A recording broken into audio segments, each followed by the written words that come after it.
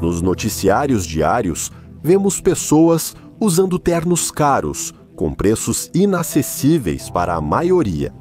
Eles se locomovem exclusivamente em carros de luxo e passam seu tempo livre em resorts de prestígio. O valor de um relógio deles já supera o de um apartamento, e alguns têm coleções desses relógios. Vilas enormes, dezenas de apartamentos e imóveis espalhados pelo mundo todo. E, claro, milhões nas contas de parentes, filhos e amigos. Mas às vezes, tudo isso pode ser muito diferente.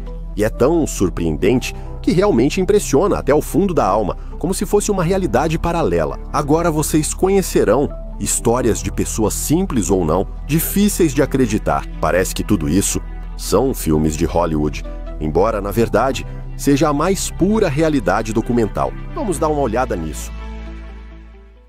Comecemos com este aposentado, do interior da Rússia. Claro que não, ele não é aposentado, mas o presidente de um país desenvolvido na América Latina, em sua própria cozinha, José Alberto Mujica Cordano, o 40º presidente do Uruguai, ocupou esse cargo de 2010 a 2015. O estilo de vida dele é bem diferente do dos poderosos do mundo. El Pepe, como é chamado pelos moradores, tem 78 anos. Durante quase todo o seu mandato presidencial, ele doou para a caridade. Era considerado o presidente mais pobre ou mais generoso do mundo.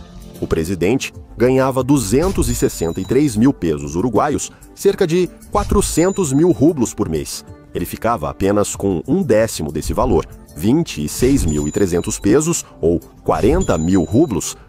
Recusou o palácio e até hoje vive em uma pequena casa rural. O presidente pega a água de um poço no quintal. Junto com a primeira-dama do país, trabalha na terra e cultiva flores. José Mujica integrou um movimento guerrilheiro, foi ferido e passou 14 anos em prisões militares por lutar pela independência. Durante seu mandato presidencial, sua maior compra pessoal foi um Volkswagen Juke de 1987. Lembro do provérbio russo: rico é quem pode compartilhar, pobre é quem acha tudo pouco. Aqui estão as palavras dele. Ou você é feliz com pouco, sem se sobrecarregar, pois a felicidade está em você, ou não chegará ao Lusum e a lugar nenhum. Isso é uma justificativa para a pobreza. Isso é uma justificativa para a moderação. Criamos uma sociedade de consumo que busca crescimento constante e trata a falta dele como tragédia. Inventamos inúmeras necessidades excessivas. Compramos e descartamos o tempo todo, destruindo nossas próprias vidas. Sempre que eu ou você compramos algo, nós não pagamos com dinheiro. Pagamos com o tempo da nossa vida que fomos obrigados a gastar para ganhar esse dinheiro. A única diferença é destruir a vida. A vida passa, e isso é terrível. Na verdade, José não é o único líder assim. Há outros exemplos, como este pastor. Esse homem se chama Mahmoud Ahmadinejad. O surpreendente é que esse homem foi presidente do Irã de 2005 a 2013 e não vamos julgar a eficácia dele como presidente. Vamos compartilhar uma informação que foi divulgada recentemente por muitos meios de comunicação e causou alvoroço rapidamente. E é por isso. Como afirmam muitas fontes, o presidente do país, com uma população de quase 80 milhões de pessoas, Ahmadinejad, ia trabalhar de ônibus coletivo e pagava a passagem como todo mundo, comprando o bilhete. Enquanto isso, sua esposa trabalhou como faxineira, limpando o chão de uma escola na capital. Sabe-se pouco sobre sua vida pessoal, mas aqui estão alguns detalhes surpreendentes, para não dizer chocantes. Uma vez, uma jornalista da Fox News perguntou ao presidente iraniano, Mahmoud Ahmadinejad, quando o senhor se olha no espelho de manhã, o que diz para si mesmo? Após refletir, o homem disse: lembre-se sempre de que você é apenas um servo do povo. As ações de Mahmoud Ahmadinejad como presidente surpreenderam desde seu primeiro dia no gabinete do governo. Ele surpreendeu ao mandar doar os caros tapetes persas para uma mesquita de Teherã, trocando-os por tapetes simples e baratos. Mas isso não é tudo. Quando Mahmoud virou presidente, sua declaração de bens era bem modesta. Tudo o que estava listado lá era um velho Peugeot 504 de 1977. Pequena casa em bairro pobre de Teherã, herdada do pai há mais de 40 anos. Mas, além disso, o presidente Ahmadinejad surpreendia todos os funcionários da administração ao trazer algo para o trabalho todos os dias. Na pasta, o café da manhã, sanduíches de queijo com azeite, feitos na véspera pela esposa. Durante sua gestão, todo ministro, antes da nomeação, precisava assinar um documento com muitas cláusulas. Uma das cláusulas era que o funcionário não podia enriquecer e que suas contas, assim como as de seus parentes, seriam rigorosamente fiscalizadas. Após deixar o cargo em 2013, ele recusou uma generosa aposentadoria presidencial, dizendo que trabalhou pelo bem do povo, não pela aposentadoria, acrescentando que ele e sua esposa não precisavam de muito dinheiro para viver. Segundo fontes, hoje, o ex-presidente vive com a renda de dar aulas na universidade, que é de $300 por mês. Quando se hospeda em hotel, sempre pede o quarto mais simples, podendo até ser sem cama, pois prefere dormir no chão com colchão sob o cobertor. Esse homem também tem um hobby surpreendente. No tempo livre, ele pode pastorear ovelhas, pois se apaixonou por isso desde a infância. E não era raro o ex-presidente ser visto ajudando os faxineiros a varrerem seu bairro. Segundo a Wikipédia, Mahmoud Ahmadinejad vendeu seu Peugeot 504 em 2010, do ano de 1977 em leilão. Um carro usado desse modelo custava $1.000. O leilão ficou mais animado quando uma pessoa anônima avaliou o carro em $1 milhão, apesar de sua grande autoridade e influência, mesmo após deixar o cargo. É comum ver Mahmoud indo a pé do transporte público até a universidade ou trabalho, onde moradores locais costumam pedir autógrafos. Enfim, esse é Mahmoud Ahmadinejad, ex-presidente e pastor. Agora, vamos voltar aos nossos ricos incomuns e dar uma olhada nessa história emblemática para a Rússia. Esse homem faleceu em abril de 2019. Vladislav Valentinovich Tetyukin não era um oligarca típico. Suas qualidades pessoais impulsionaram a produção de titânio na Rússia. Depois, o bilionário Vekselberg colocou os olhos nas estruturas já ajustadas, funcionando e gerando renda estável dele, e então começaram os processos judiciais com o objetivo de tomar o negócio. Mas o principal na sua vida, Vladislav Valentinovich considerava não essa confusão oligárquica com influentes negociantes, e sim a criação de um centro médico de última geração. Sobre o fato de que o titânio é um material absolutamente ideal para existir dentro do corpo humano, Tetyukin começou a pensar há muito tempo. A ideia de construir um centro médico surgiu ainda em 2008.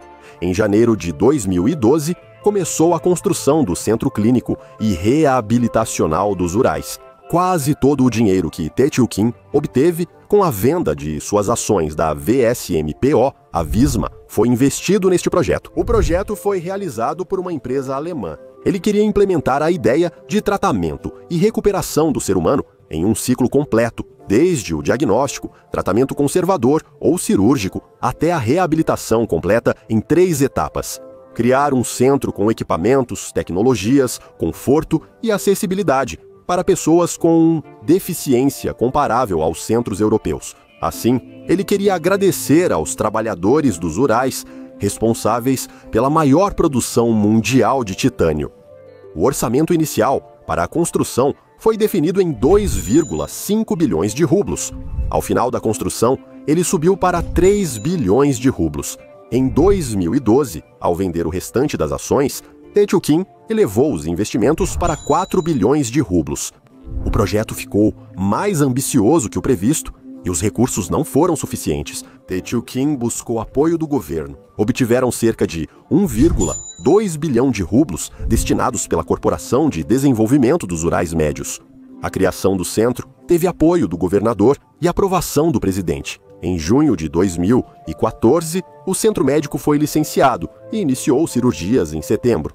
O centro conta com cerca de 60 médicos de Omsk, Oremburgo, Tomsk, Tyumen, Zabaikali, Moscou e outras cidades russas.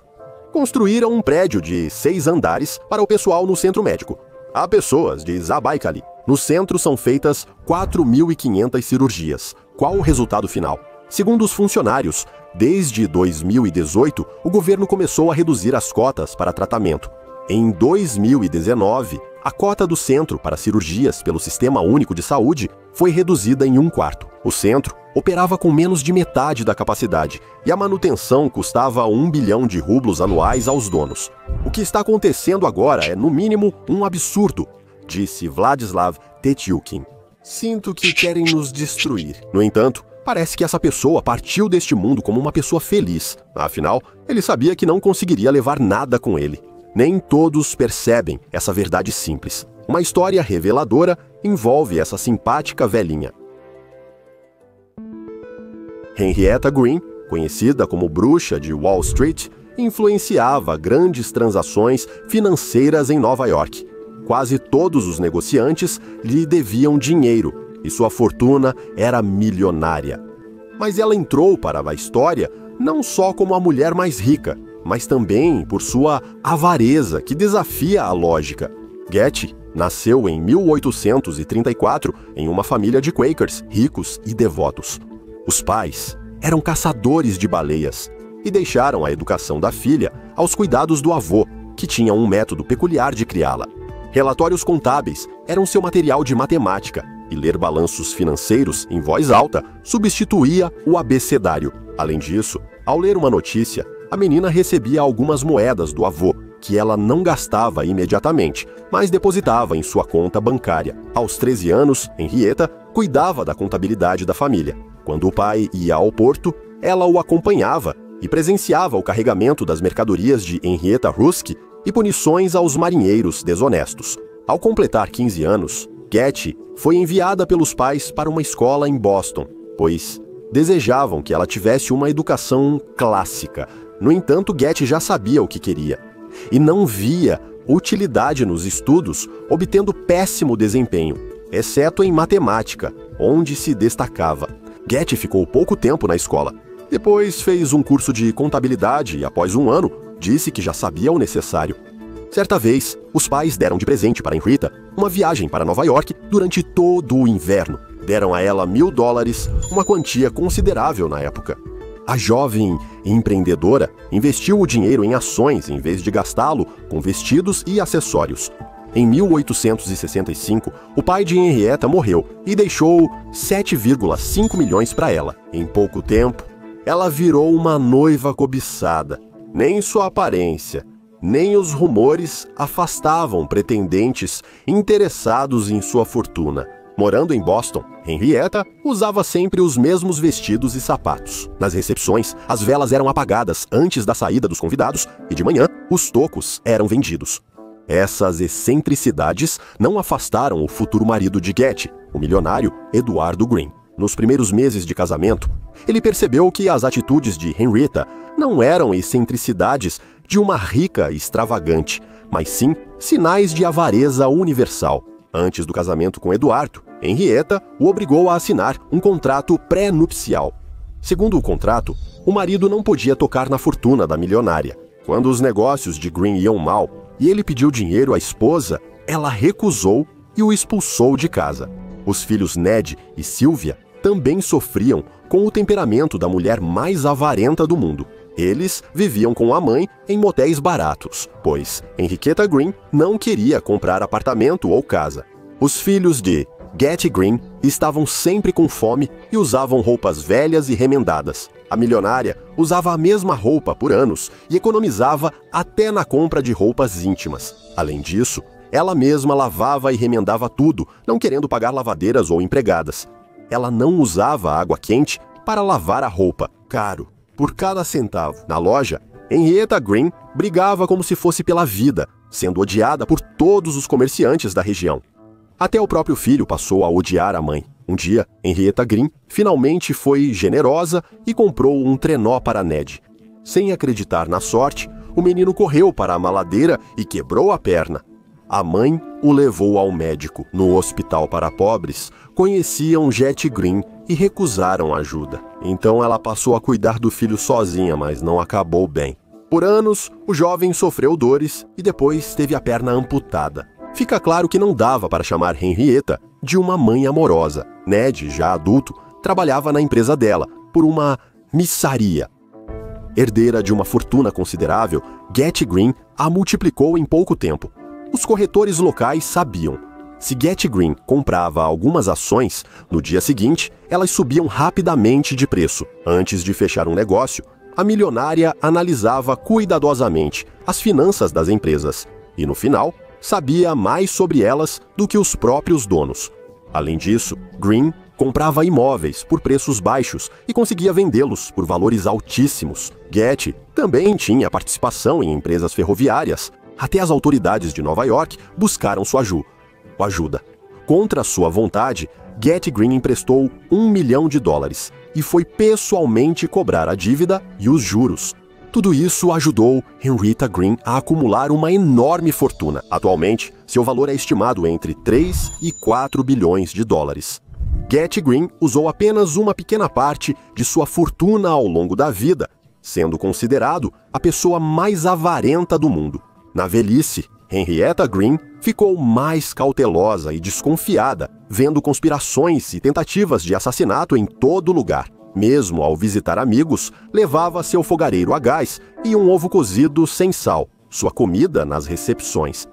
A rígida restrição alimentar e a recusa em procurar médicos levaram Getty Green a ter um ataque cardíaco. Em 1916, ela morreu e seus filhos herdaram $100 milhões cada. E eles lidaram com esse dinheiro de forma contrária aos ensinamentos de sua mãe e de seus antepassados. Ned e Sylvia, filhos de Getty Green, ao herdarem da mãe, passaram a gastar rapidamente. Ned comprou um carro caro e gastou o resto em poucos anos. A filha se dedicou à caridade, ajudando pessoas no mundo todo. Esse é um dos casos mais marcantes. Agora vamos olhar para um caso igualmente marcante, só que com um sinal oposto. Esse homem comum se chama Harris Rosen. Rosen cresceu em Nova York em uma família típica. Sua infância foi parecida com a dos colegas e, ao terminar a escola, seus pais lhe proporcionaram educação. Ele estudou na Universidade Cornell, onde obteve o diploma de bacharel em ciências na Escola de Administração Hoteleira. Já naqueles anos de juventude, ele tinha o objetivo de tornar o mundo um pouco melhor. Por isso, nos anos 70, o jovem procurou Walt Disney para trabalhar e beneficiar as pessoas. Mas por razões desconhecidas, Disney não contratou Harris. Ele não via potencial nesse jovem, embora os olhos de Rosen brilhassem de entusiasmo. Após falhar na entrevista na empresa de Walt Disney, Harris ficou tão chateado que inicialmente não sabia o que fazer. Seus sonhos foram destruídos de repente e ele precisava sobreviver e ganhar dinheiro. Assim, o rapaz conseguiu emprego em um hotel e trabalhou por anos no setor hoteleiro em vários estados dos Estados Unidos da América. Ao chegar aos 20 anos, Rosen se mudou para Orlando, Flórida, onde seguiu trabalhando em um hotel. E como lhe parecia naquela época, a vida estava passando lentamente ao seu lado. O homem era bom no que fazia e, após muitos anos de trabalho, sabia tudo sobre o ramo hoteleiro. Por isso, economizou dinheiro por muito tempo e com muito esforço. Nos anos 80, ele reuniu $25 mil, pegou parte emprestada de amigos e comprou um hotel pequeno e antigo. A partir desse momento, começa a história de sucesso, acompanhando o crescimento de Orlando e do setor hoteleiro. Em apenas alguns anos, ele alcançou grande sucesso e se tornou primeiro um homem rico e depois um homem muito rico. Parecia que bastava viver, gastar a fortuna, comprar carros e iates caros, relaxar em resorts de luxo e voar em jatos particulares. Mas, por acaso, esse homem rico ficou sabendo sobre a cidadezinha de Tanzelo Park. Cerca de 5 mil afro-americanos que viviam lá estavam afundados em vícios e drogas, levando uma vida miserável e sem esperança de um futuro melhor. Pessoas normais evitavam essa cidade a todo custo, pois era assustadora e até a polícia tinha medo de entrar. O número de crimes era altíssimo e o mais elevado de todo o estado. Como Harris contou depois, eu não podia ficar de fora. Para mim, era um novo desafio. Você consegue imaginar isso? Um milionário sem segurança entra em seu carro de luxo e vai sozinho, completamente sozinho, direto para o coração desse inferno. Ele deixou o carro de luxo no meio da rua e entrou para falar com os moradores. Ele encontrou os chefes das gangues locais, os líderes das comunidades e reuniu as pessoas comuns daquela cidade.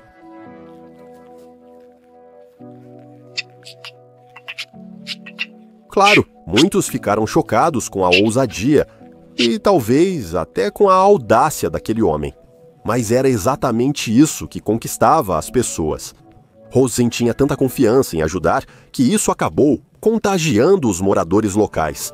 Dias depois, o estranho branco apareceu de novo na cidade, mas dessa vez não veio de mãos vazias. Ele trouxe alimentos, roupas, equipamentos de informática e, dias depois, material esportivo para a escola local. Após alguns meses, o milionário decidiu ligar seu destino à cidade decadente, comprou uma casa em uma rua e veio morar aqui. Ele sabia que teria muito trabalho. No primeiro ano, ele gastou sem um pingo de arrependimento. $4 milhões do seu próprio dinheiro para os adultos da cidade. Graças a isso, algumas centenas de homens e mulheres conseguiram um emprego digno e, como consequência, um lugar neste imenso mundo. Rosen também pagou creches para crianças em idade pré-escolar, que não tinham acesso ao jardim de infância. A todos os formandos do ensino médio que concluíssem os estudos com boas notas, ele garantiu o ingresso em universidades e faculdades, além de generosas bolsas de estudo.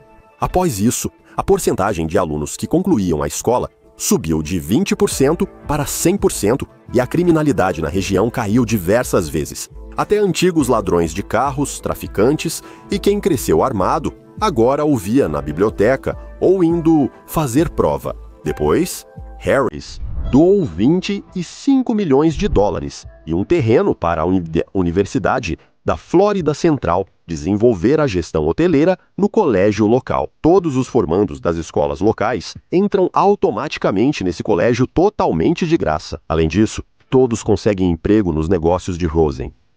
Atualmente, a empresa do milionário inclui 8.000 quartos de hotel, que são atendidos por 4.000 funcionários. Harris é muito conhecido na Flórida Central, e além por sua bondade.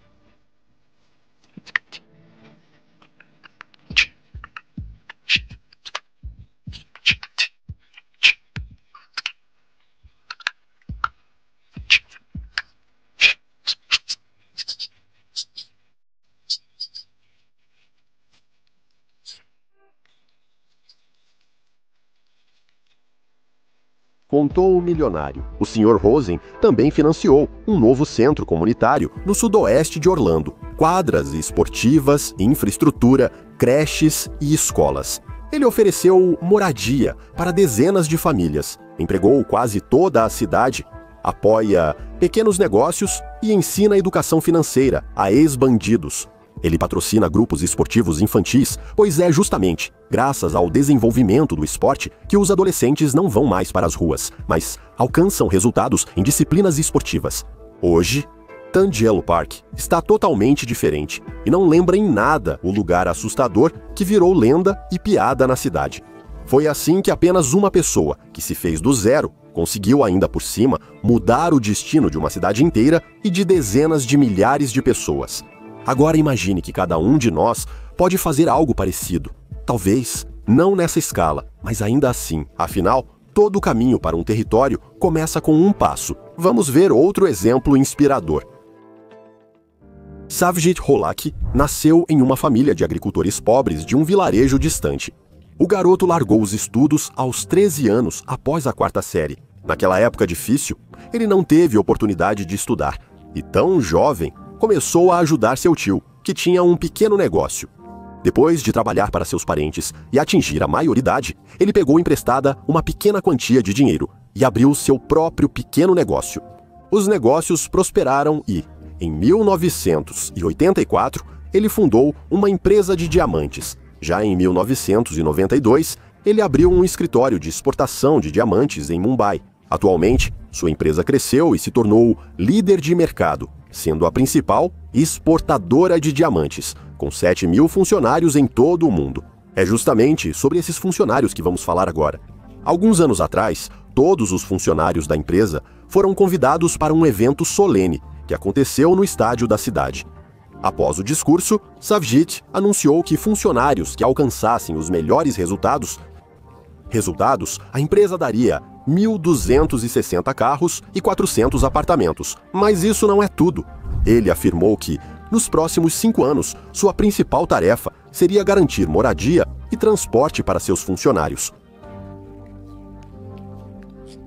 Ainda em 2012, o diretor também presenteou 3 de seus funcionários com carros da marca Mercedes. Se você pensa que as excentricidades desse homem muito rico acabam aí, está enganado. No verão de 2016, ele enviou seu filho, de 21 anos, a uma cidade do sul, para que buscasse emprego e moradia sozinho. O jovem levou consigo 3 mudas de roupa, itens de higiene pessoal e 7.000 rúpias, cerca de 6.500 rublos, para uma emergência. O milionário pediu ao filho que descobrisse o real valor do dinheiro. Ele trabalhou em empregos aleatórios numa loja de sapatos, no McDonald's, como disse o próprio magnata. Ele não pode trabalhar no mesmo lugar por mais de uma semana. Não pode usar o nome do pai, nem o celular. Também disse a ele que, ao voltar para casa, depois de 1 ano, ele deveria trazer as 7.000 rúpias que levou de casa quando saiu. Eu queria que ele entendesse a vida e como as pessoas pobres lutam por trabalho e dinheiro. Só a experiência ensina essas habilidades de vida, não a universidade. Ele é assim, misterioso e surpreendente. O multimilionário Savjid Halakia. Mas há ainda outra história da Índia, que deixamos para o final.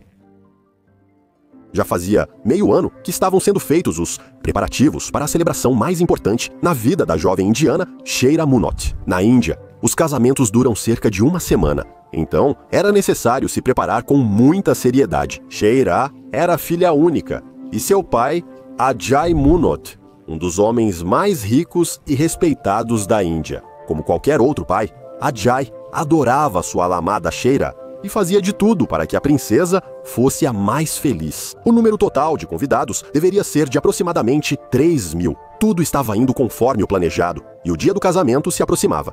Parecia que nada indicava qualquer mudança em seus planos. Mas um dia, como contou depois o próprio Ajay, a filha de Sheira bateu à porta do gabinete do magnata no escritório dele. Com uma voz tímida, ela pediu alguns minutos de atenção. Sheira admitiu honestamente que queria muito fazer um casamento luxuoso. Ela também sabia que o pai sonhava em casar a filha e transformar isso no evento mais marcante da região. Depois disso, Sheira se mexeu e disse as seguintes palavras: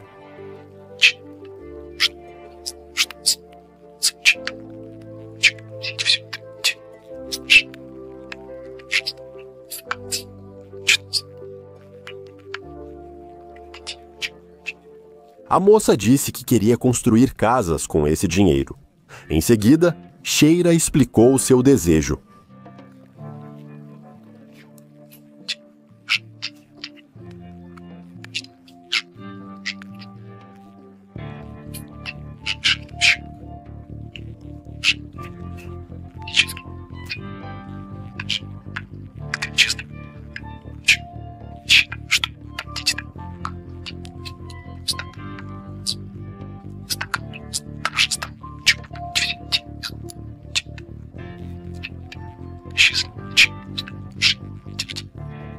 Ajay pediu um tempo para pensar, mas como o casamento era em menos de 2 meses, o pai não comentou sua decisão.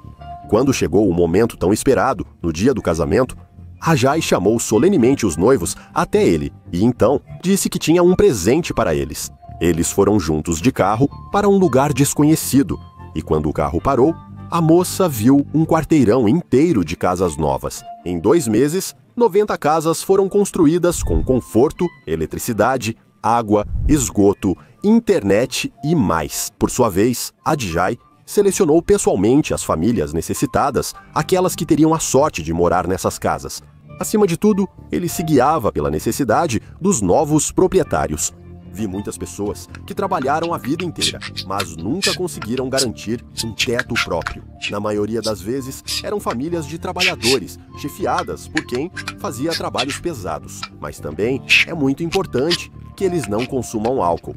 No local, Ajay pediu à filha que entregasse pessoalmente as chaves das novas casas aos proprietários já reunidos ali.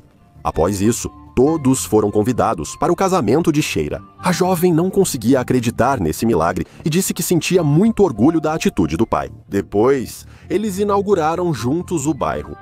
Mas Ajay pensa de forma totalmente diferente. Ele agradece justamente a Sheila por ter lhe dado a oportunidade de ajudar as pessoas pobres. Além disso, ele está feliz por ter criado uma filha tão bondosa que não se deixou corromper pelo dinheiro. Isso mostra que tudo o que fez valeu a pena. Vale ressaltar que o casal acabou tendo um casamento, é claro, não tão grande e caro. Então, amigos, vale destacar que muito dinheiro nem sempre estraga as pessoas, e ainda existem exemplos assim de pessoas. Nem tudo está perdido. Bom, por hoje é só. Escrevam nos comentários qual história mais surpreendeu ou inspirou vocês. E não se esqueçam de avaliar este filme se ele fez vocês refletirem. Até breve no nosso canal.